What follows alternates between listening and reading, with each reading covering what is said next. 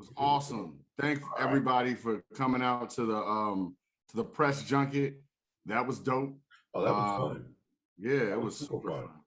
Had a lot of different types of guests too. I was like rappers, Congress people, like it was all different types of people. So I was like, that I felt like that was a huge success. It was definitely more than I thought it was going to be before I got there, and that's when I was like, yo, I'm not exactly sure what all this is going to be. But once I got there, I was like, oh, this is nice. I like this. I liked it all. I liked everything about it. Even, you know, I mean, come on, the food was fancy. Everything was great. The food was good. They know how to put I enjoyed myself. Loud knows how to put the loud music. Shameless plug.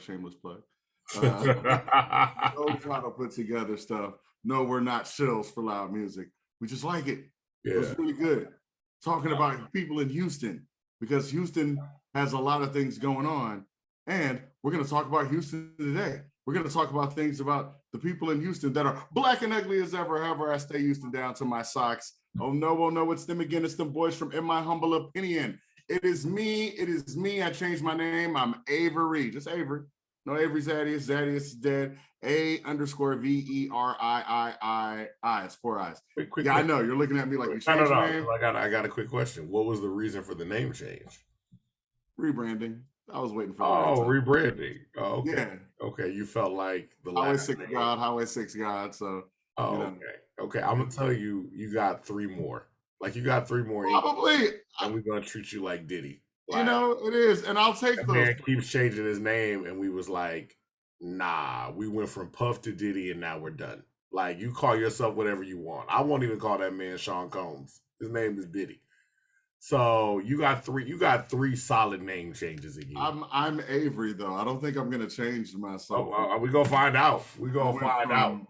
Avery, what was it? I went from Carlton Banks to a very nice guy, 777, to something I forgot what else, to Avery Zadius, to just me. Well, there was already a Carlton Banks doing it. So there's not Carlton Banks, and I was like, not Carlton Banks. That dude was. He was already. Carlton Banks was really good. The way I said it and spelled it. If I could get it back, I would, but I'm already me now. But it's not about me, because it's never about us, which is a thing that we try to push so much, because people be like, why aren't y'all all over y'all pages? Because it's not about us. It's about Houston. It's about the artists that we have in Houston. And I didn't even finish the intro. I'm Avery. This is my brother, Jess Devon. He's the best writer, both sides of the Mississippi, best writer in the Milky Way, best writer in the Milky Way galaxy. He has great articles out. He is a freelance writer and also writes for the Houston Press. You can find him at Dr. Douglas. On Instagram, you can find him as Jess Devon.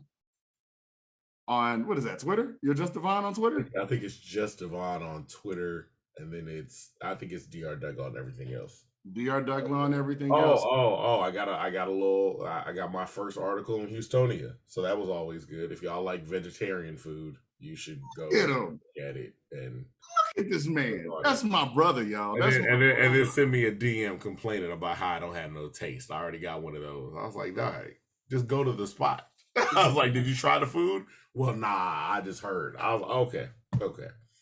People do that. It's the weirdest thing. I don't get it. Internet age. You gotta comment on something. Yeah. And you can find, speaking of comments, y'all need to be in the comment section on our page, My Humble O. All right, on Instagram and on Twitter, and also In My Humble Opinion. In My Humble Opinion on YouTube. I watch it all the time. I like watching me. I like me. All right. I watch Devon. He's pretty funny. I like him. I think he's funnier than me. I think I'm funny. This nigga's hilarious. It takes a little bit of liquor, but you know. No, it doesn't take it. Naturally, like I said, hands down. You've told some jokes that I'll be like, God damn it, wish I would have said that. I'll have a line of 7 jokes. People will be like, ha ha, and then you just tell one. Whole room, I'll be like, this nigga. Now there's no comeback, because now they're gonna be like, say something funny. You're like, hey, I said, I got nothing, man. I'm sorry. Niggas invited me places just to be funny. I was like, you guys, I'm not. That's why I stopped showing up. But it is what it is. Yeah. It doesn't matter about us anymore. Look, today we got a guest. it's not enough to say special guest. You meet a lot of people and we have artists. This is a friend. He's not a nigga that we know. He's a friend. This is a guy that there's behind the scenes stuff that, you know what I'm saying? He's just good people. Like from the time that we got his first like mixtape that we were abreast of by any means, my God. A lot of times you'll hear stuff. This was way back in, I believe, 05. I remember seeing Yo Gotti and stuff like that. 05, 06. And I was like, you know, no offense to Yo Gotti because I love you now. But I was like, fuck this CD. I'm not listening to whoever this is. And then getting by any means and looking at it and putting it in, Devon listening to it and then being like, have you heard this? And then just really listening to it. And I still have a copy of it because it's that good. Wasn't mixed, but it was that good. But this, a great friend, a great man. You know, he used to go by Critical, but he is himself. All right. Rob Gullatte, people. OG Big Bob Barker, if the price is right. Bob Barker, the price is right. All right. Muted, boy. You gotta unmute yourself. Hold on, my bad. There we go. There we go. Yeah, you know, you can call me Big Bob the Builder. You feel me? Big Bob Barker. Yes. There we go. All right, there we go. Big Bob Barker, El Grande. You know what I'm saying? Del Grande for real? Okay. And my brother's serious when I say like that. We first discovered you at the Ozone Awards that they had here in Houston. Remember the one where like, who was that? Who got in the fight at that one? That was when Trey knocked out Mike Jones. Trey knocked out Mike Jones. Because I threw swingers on the Bentley, man. And I remember that we went to the car. And no. Wait, is that the same one where Vlad got jumped by Ross? Rick Ross? That was during the All-Star weekend. Okay. I remember though at that Ozone Awards, we went to the car and you had told us, you're like, I don't put CDs on cars like that. Dog, your CD was on the car. I don't know who put it there, but we just put it in the tape. We put it, this is an old school car. It had a CD player. So we put it in the CD. This was what year was this? 04, 05? 05, or I believe, or something like that. And we was rocking that forever, and then we could not find out who you were, like for the longest. I remember asking people around, like, have you heard Critical? Like da. And so we was asking, and then I was listening ups and downs. We've talked about a lot of the downs on the show. That last episode that we had you on, we talked about downs leading into ups, and now I feel like coming around, you sent us an album that's going to be coming out soon. Beat like it real quick, and this is kind of fun. Really deep. It cleared up shit. You feel me? Yeah. With Tortoise Theory, with Galactic Vision, I got to fund them hoes. And that's not my strong point. I realized, man, I'm not the guy that should be like the businessman and the rapper. You feel me? And once I realized that I needed to do things differently on the artist, that's not no shot against any nigga that I worked with prior. I still work with them. But Derek's studio is perfect for my situation. You feel me? It's private, but it's still professional. You know what I'm saying? I can smoke my weed in there when I had them little panic attacks, and it's not 10 and 11 niggas running in and out of his studio. You know what I'm saying? Yeah. So I do my thing, and we come back to that energy. I just want, you feel me? It's like the songs, when you're not writing songs about like trying to tell how you feel and get stress out of your system, this album, I'm really writing the flex on it.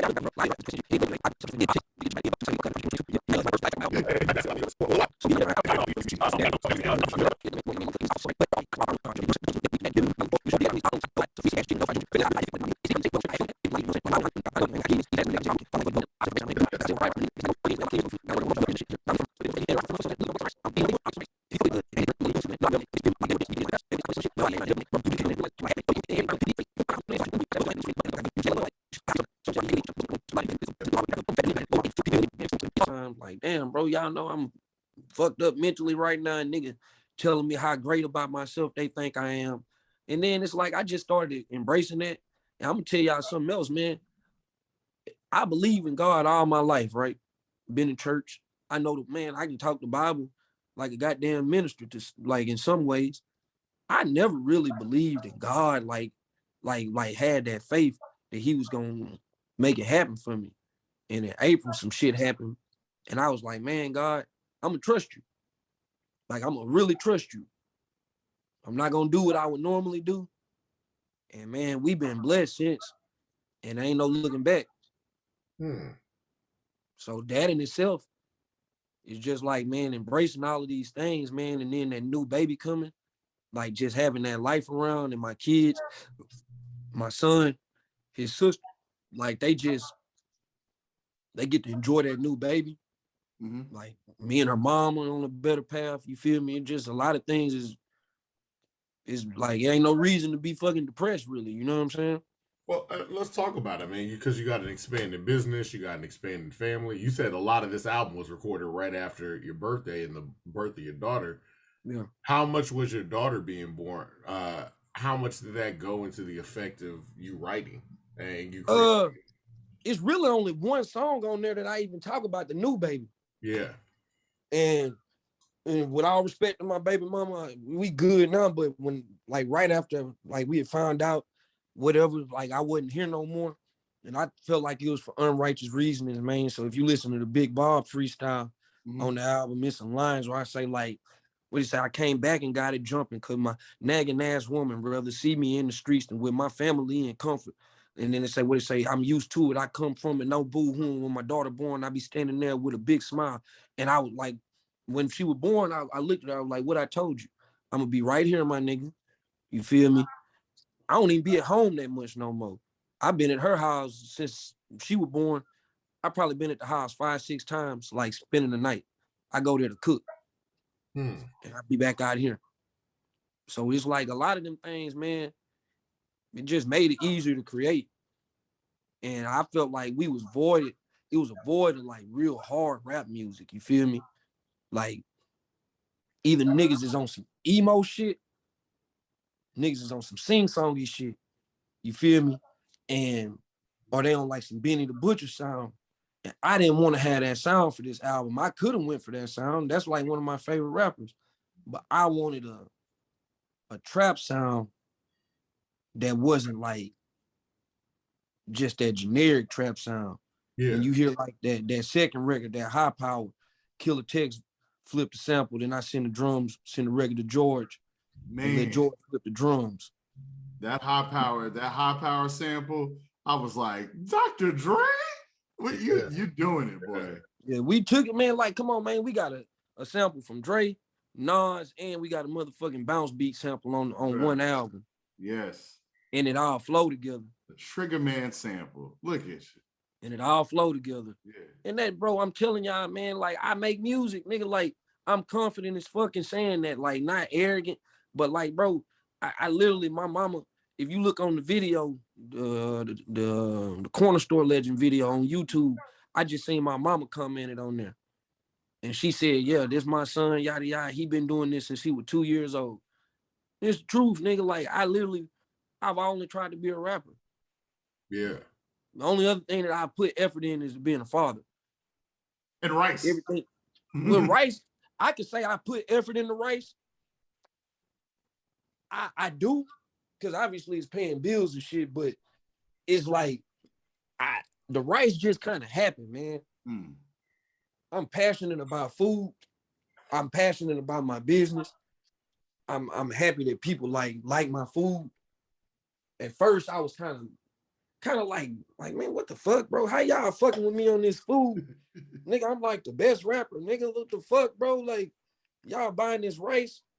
And then I was like, man, why am I even complaining? Nigga, they buying it. Yeah.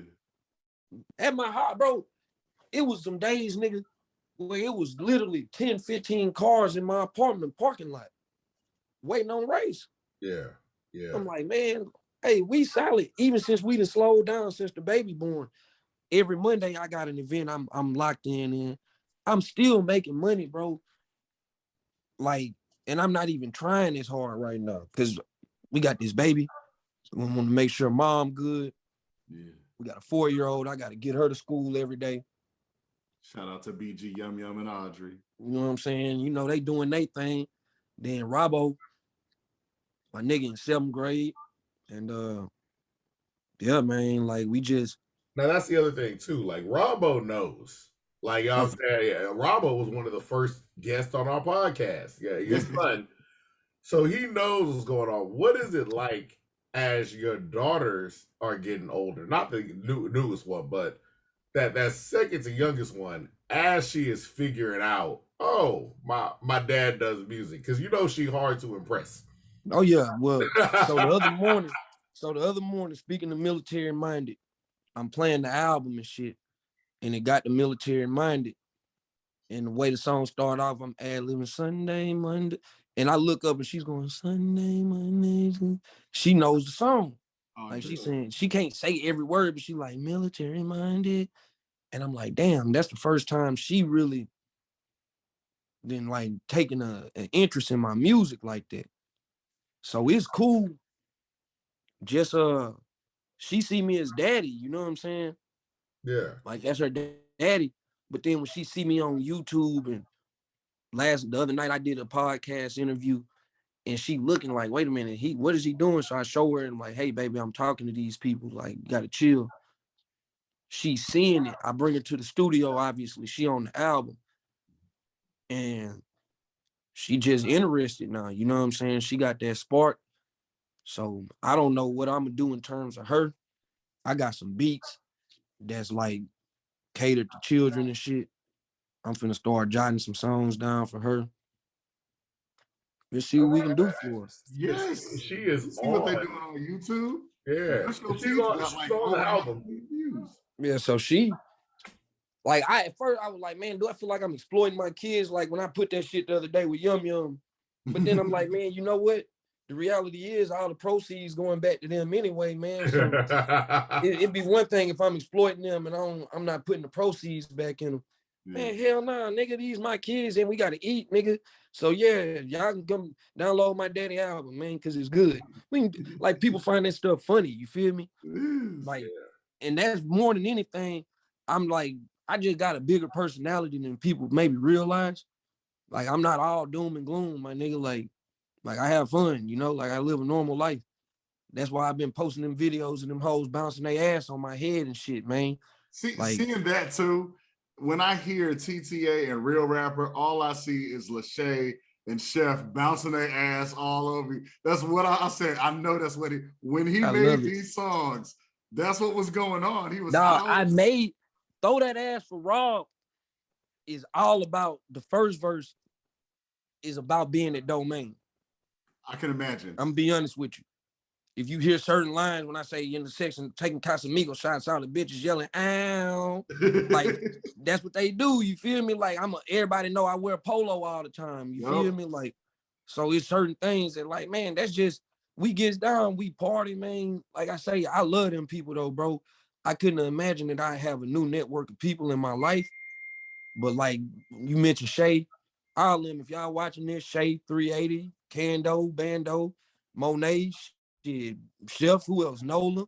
Man, that's my girl though. I love Nola. Shit, even y'all cousin Aubrey, man.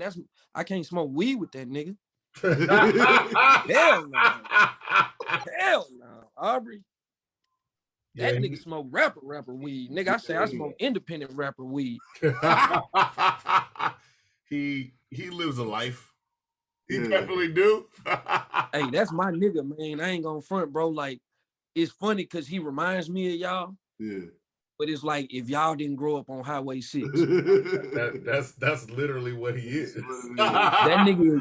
I like he looks exactly like he a gangster, but he not like he's so fucking random and funny and smart, dog. Like, I'm like, yeah, that's my kind of nigga, bro. So like, yeah, I just expanded the network and then my day ones, we done got better. You feel me? TA and them, you know what I'm saying? I don't know if y'all know Jeremy, right? He went to Dulles with y'all. He graduated 01. I probably know Jeremy. And this is we go to Fountain of Praise. Yeah. That's the pastor's son. That's my god brother. You feel me? So like all of us just like Cameron. That's Cameron's cousin. You feel me? I know Jeremy. Yeah, so you know, yeah, so it's like us, even though we all grew up vastly differently, we always been like I valued them niggas because outside of them, my friends is criminals, right? So like, man, let me hang with these niggas. These niggas get on the hose. They got hands. Just trying to make sure that we get to the point, man, where our kids are solid and shit. I'm like, okay, this is cool. You know, you can be normal, man. You ain't got to be stressed out. And I'm about to say it shows on social media because we actually see you going out and doing stuff as opposed to bro, I hadn't been out. That night we went downtown and I got sick. That was one of the last times I went out. Really? Until Burger was open. We went, where do we go? Domain, when I met up, like, yeah, so then I was say, nigga going out. My baby mama don't like it too much, but you know, she'll be all right. You know what I'm saying? But nigga going out. And we just having fun right now, man. I'm still focused on this music though, man. More than anything, I'm rededicated to the music. I realized that the music, then man, I got a blessed life because of music, bro. Like straight up, I got a blessed life, man. I don't got no real resources. If I go through some shit, I'm probably calling 20 people before I call my family. And you know what? Those people is music though. There are so many musical artists that vouch for you. Like I was telling you, I remember we were talking to Cam Franklin, and she was speaking so highly about you at the time. That was around when Galactic Visions came out, and you know y'all had that collaboration as well. But she was talking about how great you were before that, and she, you know, up to this day, I'm sure she still say the same thing. That's my girl, man. It mean a lot coming from Cam, bro, because man, she doing things that we could only wish to do as artists, right? You're touring, you hitting David Letterman, you feel me? You hitting the Daily Show, y'all doing it. Yeah, you don't make rap music. So for her to even like embrace us on the rap side, I thought was cool because I was a fan of the Suffers for about 2 years before I even met Cam. And then just meeting her, for her to know who I was, and then like fuck with me musically, but then to come pull up on the West, nigga, she come to Beach Nut in between Corporate and Gessner, you feel me? Like in the Mexican slums where we was recording at. She pulled up, wasn't no Hollywood shit, man. And it's just been love ever since then, man. Like, so to me, to have like the love of my peers, that mean a lot, bro, because they know what we doing. They understand what it take like to do this.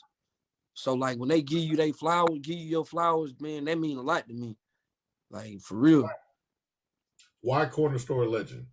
Why the title? Man, honestly, like I said, I was gonna call this whole the wilderness. On Clubhouse every day, especially like in the beginning of the year when I was still out here in Stafford, I was walking to the store all the time. You feel me? And they be like, "This." What'd you say? I said, "You sure was." We hear it in the background. I remember that. Yeah, everybody be like that. But then that's always been the thing, though. Like since I'm a young nigga, I was at the corner stores. You feel me? Like we doing whatever. But I'm buying cigars. And then I know everybody in these stores, you feel me? That'd be the other thing. I go in the store and in the background, now they hearing, "What's up, Rob? What's up, Rob? What's up, boy?" Shit. Nigga, I know everybody, you feel me? And then I was like, man, I'm gonna call this album The Corner Store Legend. And I'm gonna make this album. That's a silly name in some ways. So that in itself makes it a fun album. Had I called it The Wilderness is serious, you feel me? Yeah. I gotta come with more serious themes. With this, it's just like, man, we just celebrating where we from. We from the Southwest, man. Like, we from the city. Corner stores mean a lot on the West, man. Like, this whole album, like that song is a celebration of A-Leaf. I wouldn't even say it's a celebration of Southwest Houston. I would say it's a celebration of A-Leaf. But the fact that I live on the HISD side of the West, I celebrate both of them. You know what I'm saying? I'm on Fondren, nigga. I'm Pie Burns, nigga. I walk into Pie Burns, they call me Polo. You feel me? Straight up, like, dog, I don't know if you know Kalima. Have you met Kalima? Kalima is, man, I don't know how to describe her. I don't like calling her my assistant. Like, I say she the operations manager for fucking Soul Fried Rice. All right? That's the best way to describe Kalima. When she go into Pie Burns to pick up food, she be like, yeah, I'm here to pick up for Polo. They already ordered. They know my sausage. They know what's up, man, because I get in the community, nigga, and I'm gonna get in your community. I'm gonna know people. Even if I'm not from your area, y'all gonna know me, and we gonna do business. And that's pretty much what it is. All up and down Fondren now. I'm the rice man.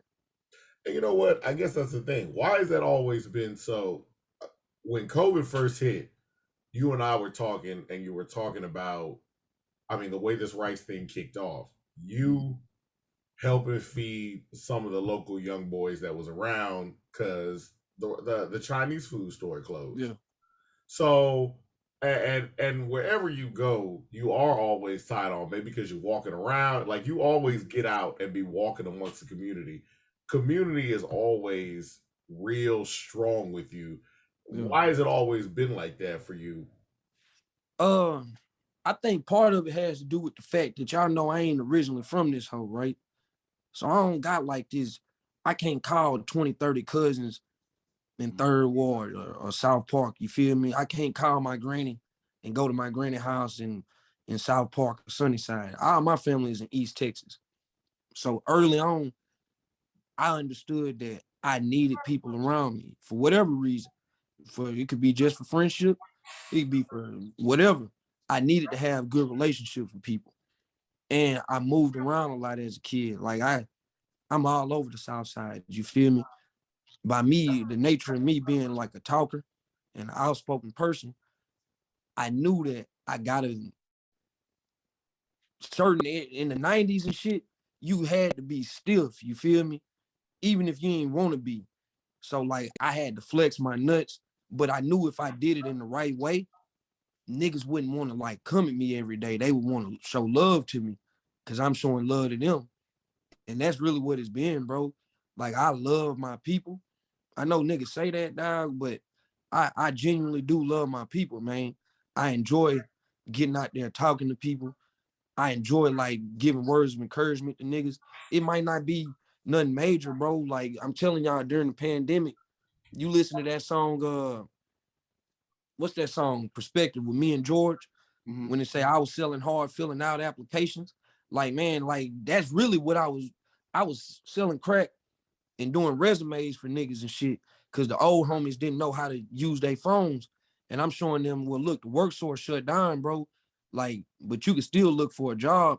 Just do it on your phone with my phone off. Hey, let's go over here by the goddamn coffee shop, man. Let me introduce y'all to them so y'all can get their Wi-Fi login. You feel me? So yeah, your phone off, but you can still use Wi-Fi. Like, you got to use your mind. You feel me? Yeah. And that's what I'm about. If I'm around somebody and it's something I can offer, whether it's some money, whether it's my tangible time or some experiences, I'm gonna offer it to them. And that's really all it is, man. I know everybody not like that, but I can't worry about that. Yeah. This is how I am. I care about my community. I want to see us doing better. That's just what it is. If others don't want to see that, hey, it's nothing I can do about that. I know I can't change the world, man, but like, and I'm not trying to. But if I do what's right in front of me by my kids, by my neighbors, shit, my apartment, nigga, I lost my key the beginning of September. I had another key. I just found it. We had my baby September 16th. My fucking house been unlocked, nigga, until like a week ago on Sandpiper in West Belford. You feel me? For almost 2 months, my house been unlocked every day. On Sandpiper? On Sandpiper in West Belford. If you trust the community and people know you. That's what I'm saying. That a part of the reason I'm like that is for those reasons. So, nigga, you would feel fucked up by fucking me over. Yeah. Yeah. I'm not gonna do you like that. Let's talk about the other changes too. Particularly, we talk about a change in like work output. I think everybody that knows you, all of us was talking about it at the beginning. The Tortoise Theory was the most appropriately named album because I said Rob is like a perfectionist. This man, the music got to be perfect, the artwork got to be perfect, and Rob will scrap a whole album. Like if he don't like it, he'd be like, "Nah, I don't like it, just throw it away." So you had sent me copies of albums. I'd be like, "Yo, this is it. Put it out." You're like, "That's not it." I'd be like, "All right, cool." With this one, when you first said, "Hey, I got Corner Store Legend coming out," I was like, "All right, cool, cool, cool." Then you sent me something, and I was like, "Oh, you're done." Like that's why I was like, I was genuinely surprised. Like I was like, "Oh, you finished?" Like this is the final copy. People think I work. I don't work slow. That's I'm not willing to release everything if it's not to my feelings. You feel me, bro? Like I say, Tortoise Theory. I have a whole nother album that was lost. That shit actually happened on Galactic Vision 2. Basically, it was like 12 songs that didn't make either of them albums. You feel me? Like when Tortoise Theory, I had a finished album by August of last year. Then somebody broke in the studio I was in and got them niggas for that shit. Me and Killer Tex went in, and the only songs that stayed was Came Down, the Ransom Freestyle, and what's that record? Keep It a Bug. I'm in the Rud. Those were the first 3 songs that I'd actually recorded for that album. Okay. The album was supposed to start off with Rut. Yeah. And it was gonna journey, because I was like, I'm not releasing this album till I'm out the hole. You feel me? I'm a journey getting out the hole. But I didn't arrange it like that, obviously. But that was how it was wrote. It was like, I'm right where I'm at. When you hear lines like, you know what I'm saying, what he say, what that nigga said, in the phone call, it was Bo calling, want to FaceTime with his dad. He didn't know that I'm going through it, but he wondering why I'm sad. Like, that shit is really happening. Like, I'm really standing outside like this spot, like where I'm asleep at the night, and it started raining. And like, my son called me, he asking about his sister. Me and her mama wasn't on a good path. So I just jot all that shit down. Yeah. I just write it down like, man, we finna make a journey. We finna journey this process, bro. I'm gonna get up out this hole and I'm gonna document it. I mean, it's just quite. Do you view yourself in like the third person when it comes to rapping? Because sometimes when you're repeating a thing, you'd be like, "What did he say?" I'm like, "You said it." So that's what I'm saying. When you get into like a mode for rapping, do you like, "Yo, that's rapping"? It's all right. So it's all me, right? Yeah. But then it's been times, bro, and people might not believe this, man, but it's been maybe 4 or 5 times in my life, bro, where either I was performing or like in the zone freestyling, where it's almost like I wasn't, like I was watching me. You feel me? Out of body experience. And it's like, damn, you know, so in some ways, yeah, it's me, but I be like, how did this be coming? Like, I don't get it, bro. Like, I don't come from, like, I'm from Texarkana, man. Like, realistically, I'm not supposed to be rapping like this. You feel me?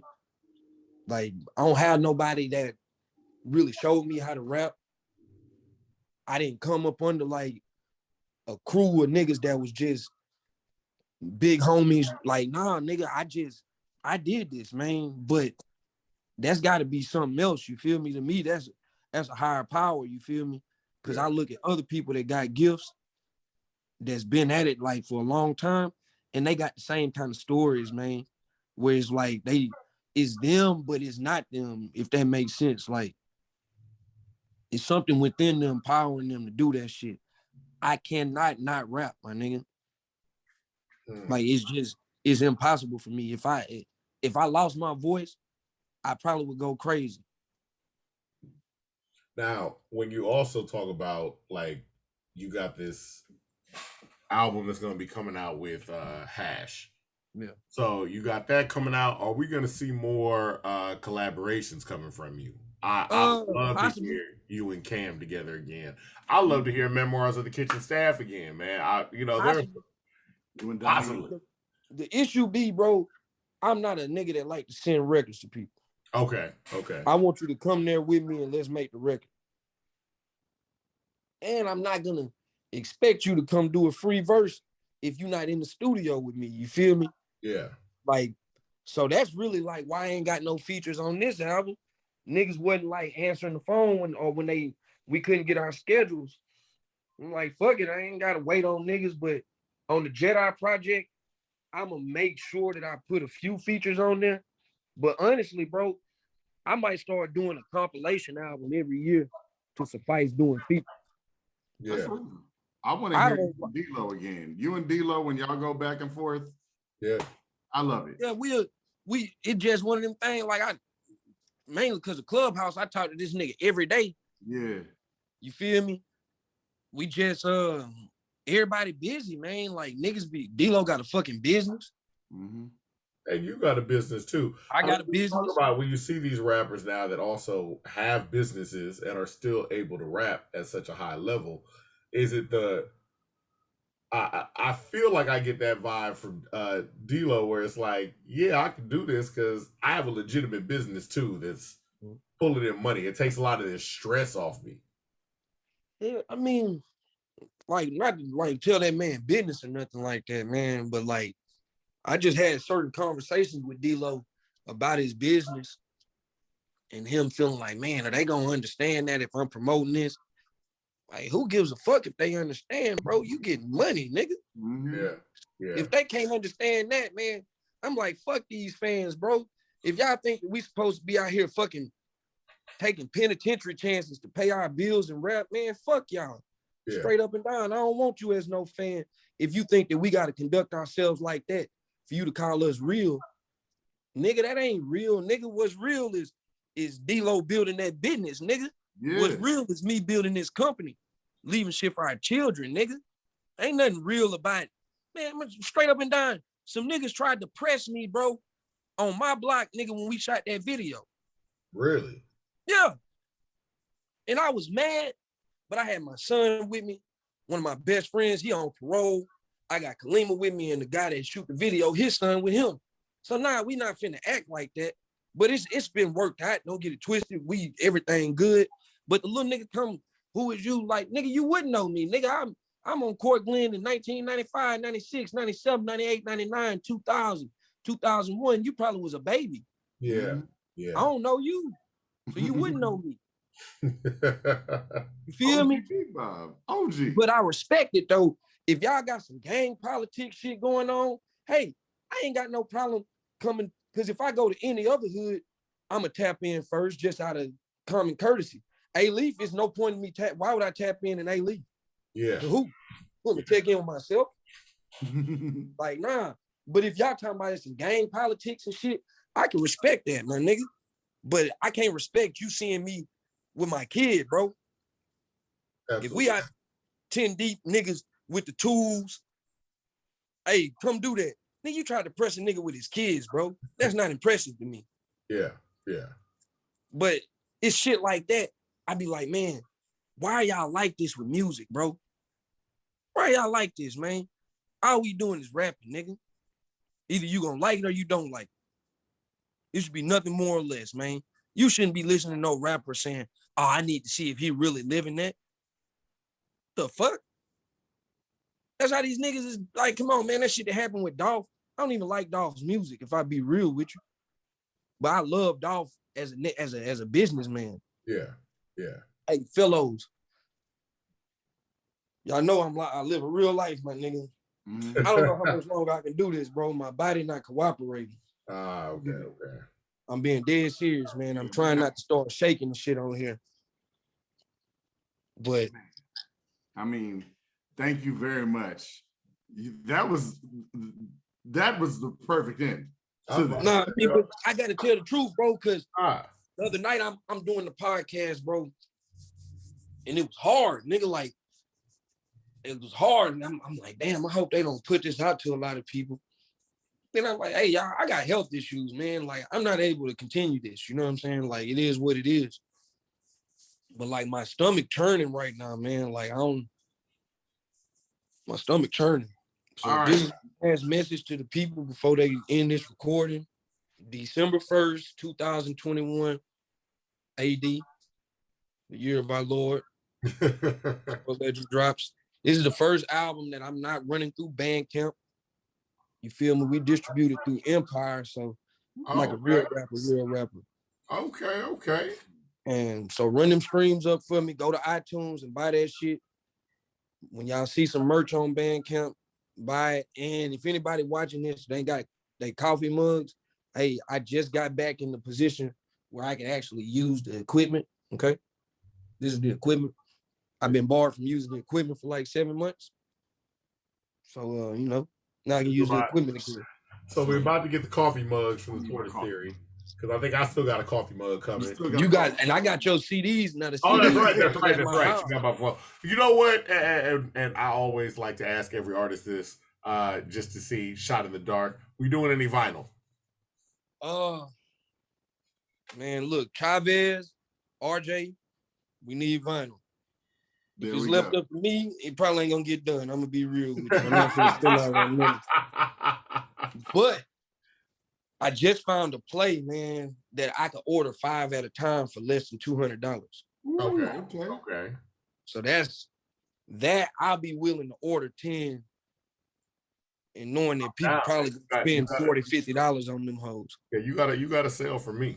So Devon needs one. Yes. That's all. Man, this shit ain't real, bro. I just want my life to be. If I can get this stomach shit down pat, man, like really, it's nothing nobody could do to fuck with me on some music, man. Because I would be able to grind efficiently. Niggas can't rap with me, but they can grind with me because I can't. Like this shit. Like I need to stop this shit right now. I'm gonna end up throwing up type shit. You feel me? You're all right. You're all right, man. Look, y'all know it's love. Yeah, y'all know it's love, man. And we appreciate you coming out, man. Everybody, pick up Rob's album. This is December 1st. Corner Store Legend is going to be on everything. It'll be on everything your phone connected to. So everything. And I have physical copies too. So, man, y'all my niggas for life, man. But I got to get up out of here, man. I'm about to get up out of here. Go ahead, man. All right. Rob Gullatte, OG Big Bob. Bob Barker of The Price is Right. Once again, this has been In My Humble Opinion podcast, where the opinions are humbled and the words aren't jumbled. Humbly yours, Avery and Devon. In my humble opinion, H-Town's too sweet. H-Town is too sweet. You should have put the camera on me. It's on you. No, it's on you right now. It is? All they see is you. All I see is you. But fair enough. There's only 2 of us on the thing because he left. And so that's why it looks like that. I'm going to stop.